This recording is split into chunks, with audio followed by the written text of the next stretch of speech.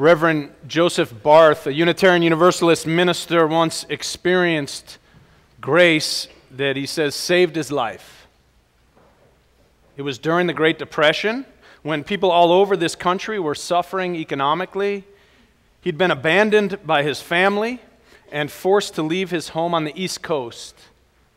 He traveled west in search of a future, and when he made it to Arizona, he spent the last of his money buying himself a 10-gallon cowboy hat. It was something he dreamed of owning all of his life.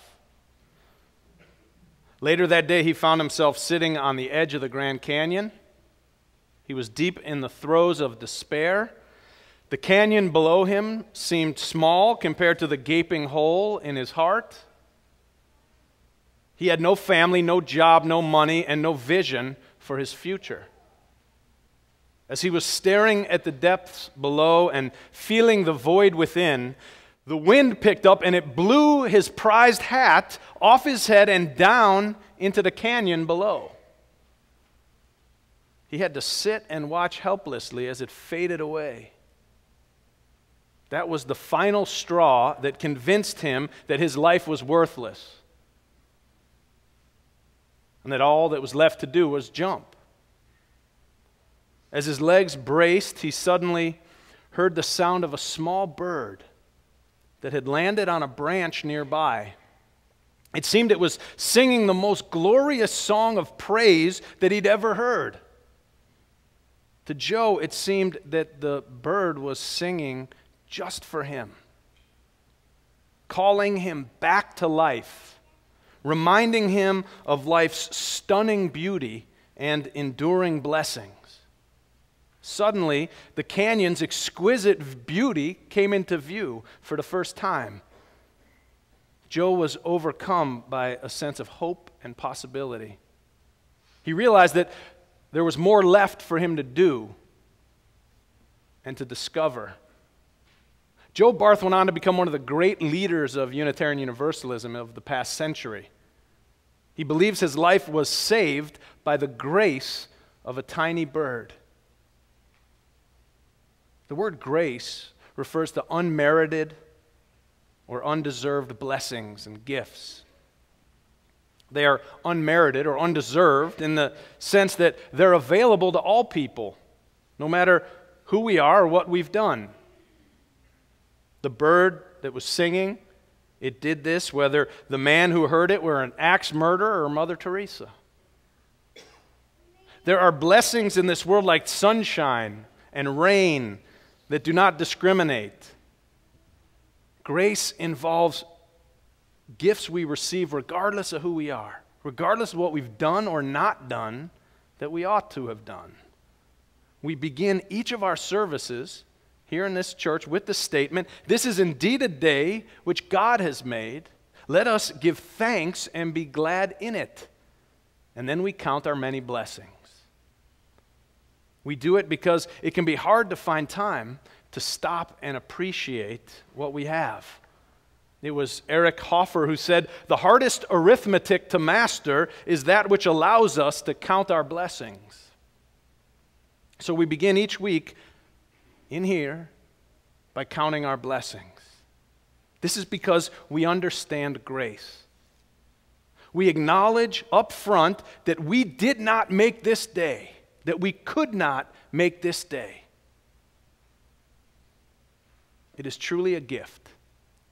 And we did nothing to earn it, and it is here for saints and sinners alike. And so we begin our time in this sanctuary orienting ourselves and orienting our lives appropriately in the face of such a glorious gift. We offer our gratitude, and we acknowledge our humility before the mystery and awe of all of this. We begin by being grateful for the very fact that we woke up this morning.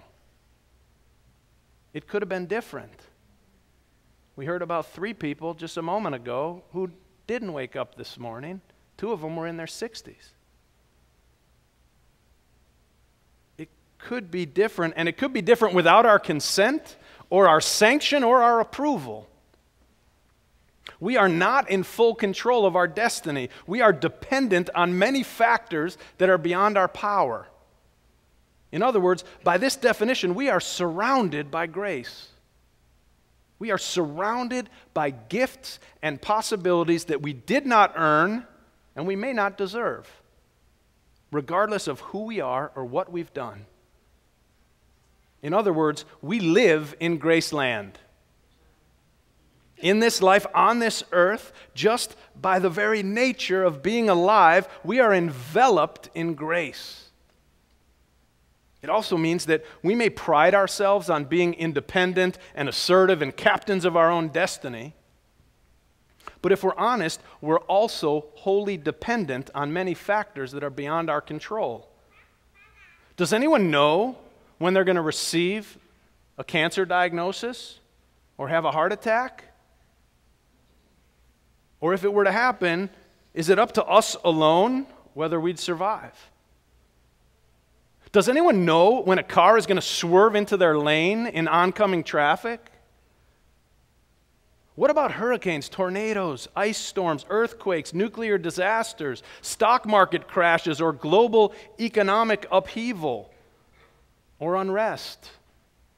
How about insane people with access to very deadly guns? Are we in control? Of course not, and we know it. If we were in control, we wouldn't have insurance.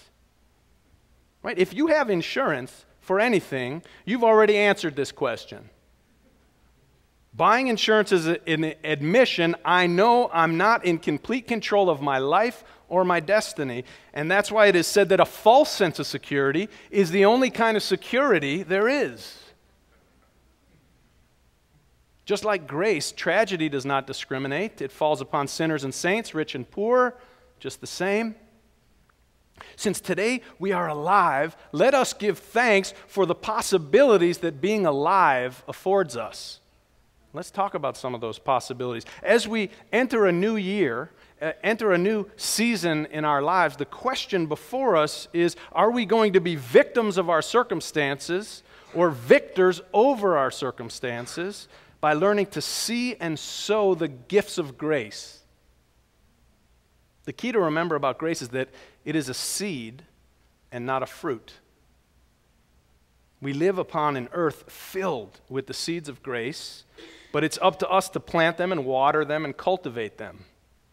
Grace does not come in the form of, for example, feeling well rested and refreshed. That's a fruit. Now, grace might be a sunlit porch with a soft chair on a beautiful day, but we have to choose to make the time to sit in the chair and to drink in the day. Then we'll reap the fruit of being well rested and refreshed. Grace does not come in the form of a loving, committed relationship.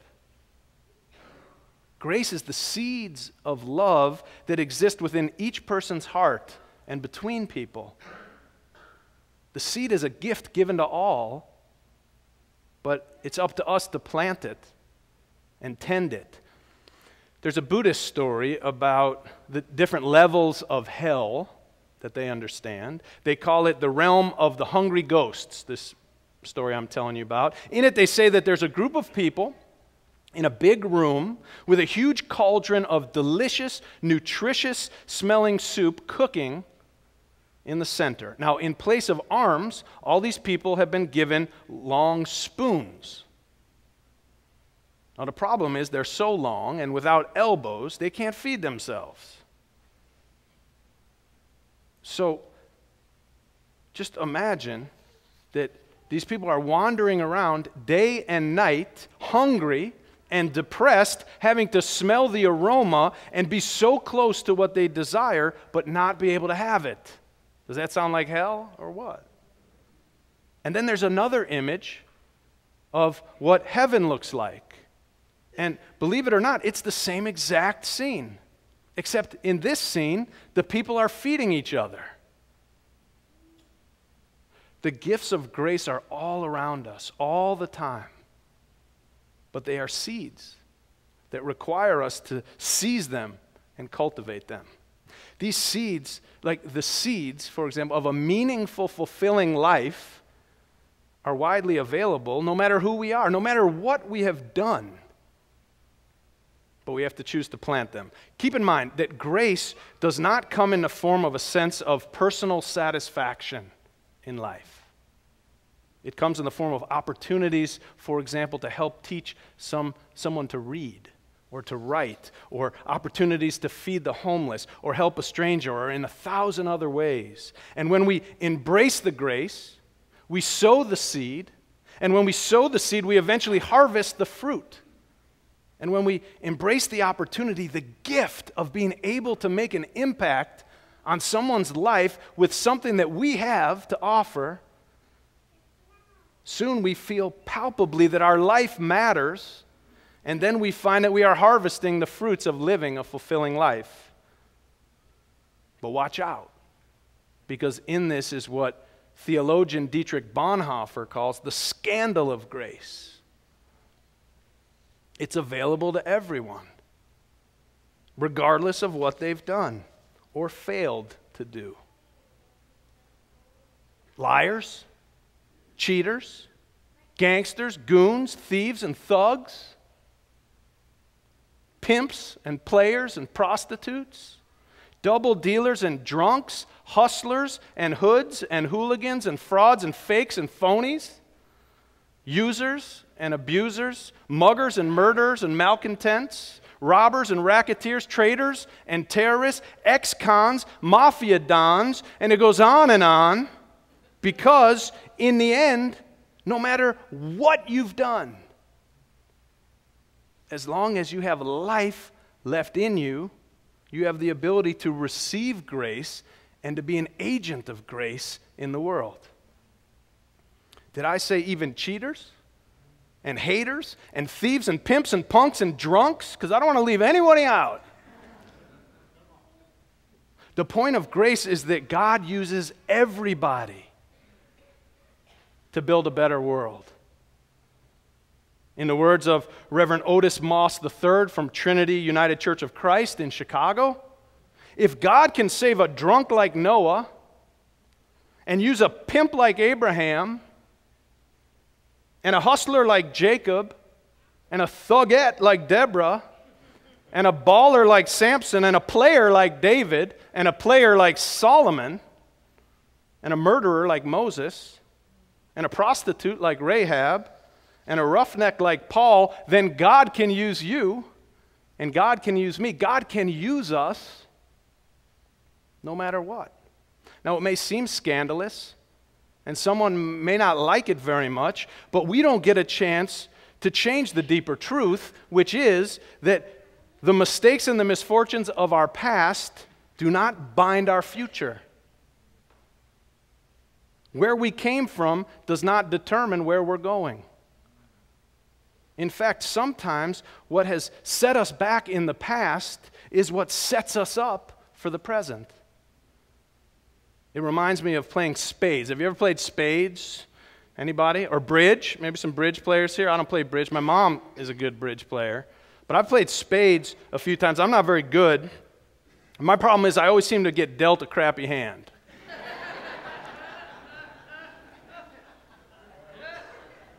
Seems like, anyway.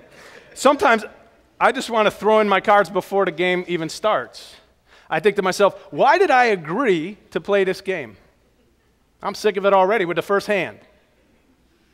But if you've played one of these card games, you know that sometimes you look across the table and you realize it's not all up to me. You see your partner and they have that look in their eyes like, just follow suit.